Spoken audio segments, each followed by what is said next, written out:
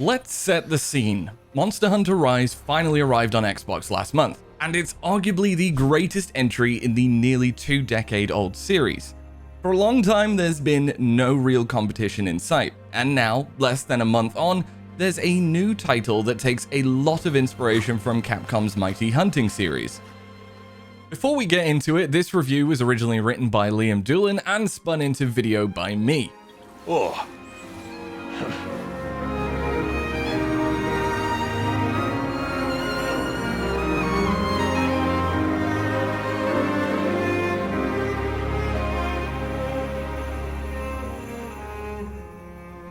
Wild Hearts is a brand new action role-playing hunting game developed by Koei Tecmo's Omega Force, famous for the Warriors series and various other Musou, and backed by the Western juggernaut Electronic Arts as part of the EA Originals line, known for award-winning hits like It Takes Two. Wild Hearts wastes no time throwing you into a world of chaos. You take on the role of a hunter, who you get to customize how you like and travel to a location known as Azuma, a fantasy-style landscape inspired by feudal Japan. Here you gain the power to wield ancient karakuri technology, and must deal with nature-fused beasts known as kimono, who have begun to rampage across the countryside. Minato, a once thriving community, is your last bastion. If the whole thing sounds similar to the latest Monster Hunter, it's because it is. The immediate task when you begin your adventure is to make your way to Minato, and along the way you'll receive the sophisticated karakuri tech, slay some giant beasts, and learn the basics of battles. Now, what sets Wild Hearts slightly apart is the construction and building in combat. Along with an option of 8 distinct weapon types that kind of function like character classes, you've also got your hero powers in the form of this ancient karakuri technology. So this is where there's a little more to the hunt beyond the regular old hack, slash, dodge, and roll gameplay you may have grown accustomed to over the years. This special power allows you to craft and build objects to assist you in battle, and to navigate the lands of Azuma. You'll be able to craft crates and springs to launch yourself at all sorts of beasts from the air and unleash more powerful attacks. Then you've got your handy creations like ziplines, towers, and some more serious style weapons to help you track your targets and take them down. In addition to this, you'll also be encouraged to gather materials from each hunt to craft unique weapon sets and armor. Once again, it's all familiar territory. The new karakuri powers will likely take some time to adapt to, but when you get the hang of it, you can deploy various defenses such as walls, and even more powerful attacks in the heat of battle. At times, it's sort of like a more advanced version of the Rampage from Monster Hunter Rise. And then there's co-op and crossplay, allowing you and 2 others to hunt kimono together, opening up more building capabilities and even some special missions, and balancing out the challenge of various encounters. If you are running solo though, you still have the company in the form of Skekumo, little collectible companions similar to feline which help you out in battle. I probably butchered the pronunciation, but that's my attempt. Wild Hearts has a similar grind to Capcom's Hunter. You go out, fight, and experiment with different weapons, ranging from katanas, bows, to hand cannons. Slay some beasts, return to the base, upgrade, and craft. Then go out bigger and better. The beasts also follow a similar pattern, unleashing their own sets of attacks while running all over the map until you deliver the final blow.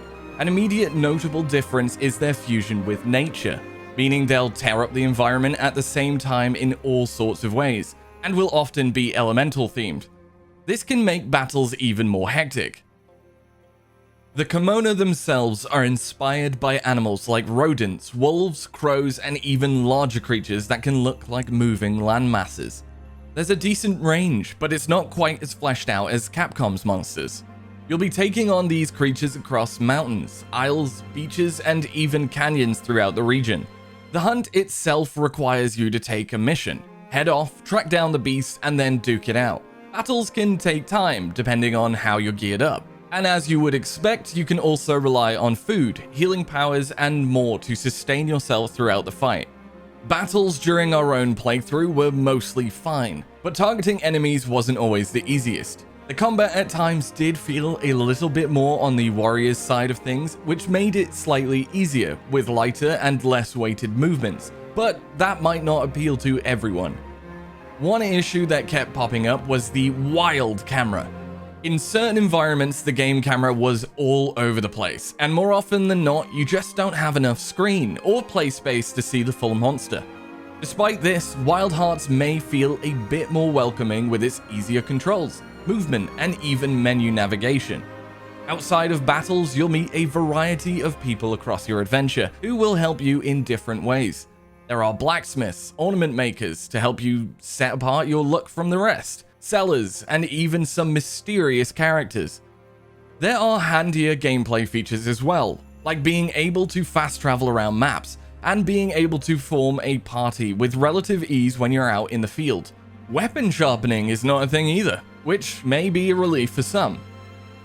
In terms of the game's artwork, sound, and visuals, Wild Hearts achieves its feudal Japan-inspired themes. It also has a lovely soundtrack that lifts when it counts, but falls short from time to time in terms of graphics and performance. At the time of writing, there have been mixed reports regarding the game's performance, especially on the Xbox Series S. Based on our own playthrough on Xbox Series X though, we've not encountered any serious problems.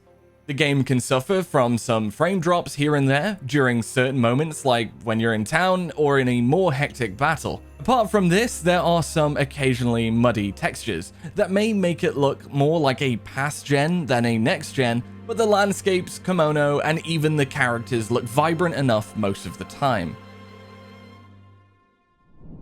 When placing Wild Hearts alongside Monster Hunter, it's not a bad effort, but it does fall short in certain areas.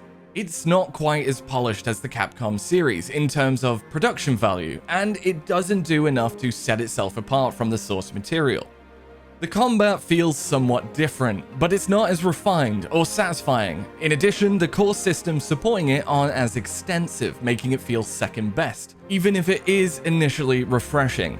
Combine all of the shortcomings and it might make some veteran hunters question whether it's worth their time when it borrows so much from the series it's inspired by, but doesn't necessarily make it better.